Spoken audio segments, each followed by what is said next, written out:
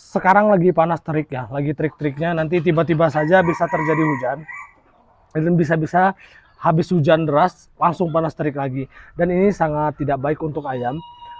Kebanyakan para penggemar ayam berkesimpulan bahwasanya kondisi cuaca seperti ini sangat tidak bagus untuk ayam.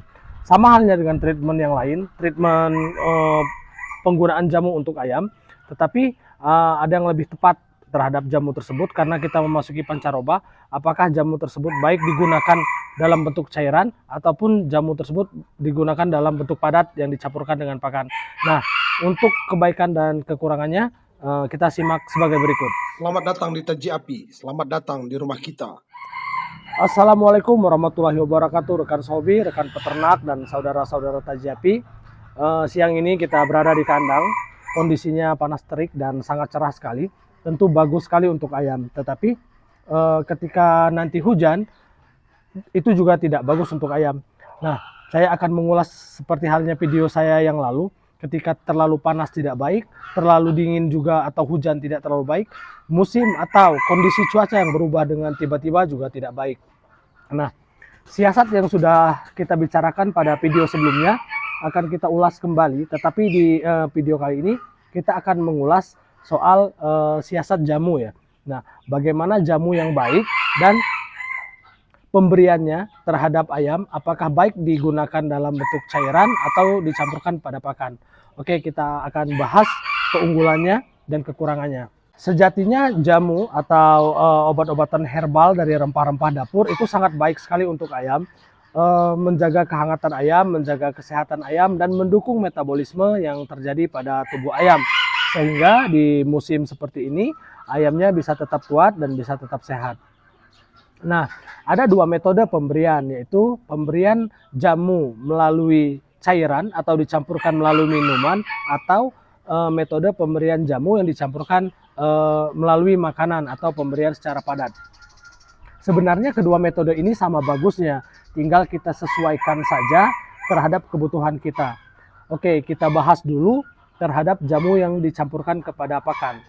Kami di Taji Api menggunakan metode ini ketika jamu padat atau jamu yang sudah kita ulek, bumbu dapur yang sudah kita ulek itu kita campurkan kepada pakan. Hal ini memungkinkan ayam bisa melahapnya secara langsung. Seperti yang kita ketahui bahwasanya ayam itu sangat lahap sekali makan, dan harapan kita dengan memberikan dicampur pada pakan itu jamunya sekali makan habis. Berbeda dengan kita campurkan kepada minuman dari si ayam.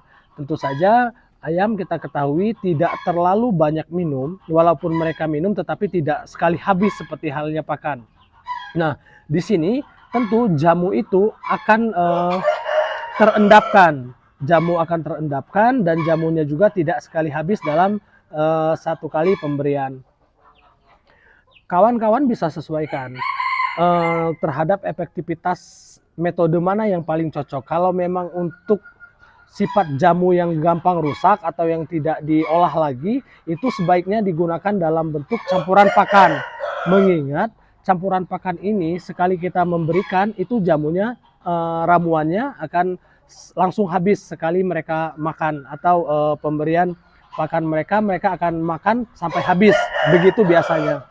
Nah, untuk yang sifatnya cairan seperti rebusan air jahe, seperti rebusan daun serai, itu ada baiknya juga kawan-kawan campurkan di minuman. Jadi kedua metode ini dijalankan berbarengan. Bisa melalui pemberian dengan pakan, bisa melalui dengan minuman. Nah, kedua metode ini sebaiknya dijalankan berbarengan sehingga apa yang kita harapkan bisa bekerja dengan maksimal. Tentu saja reaksinya akan berbeda kawan-kawan.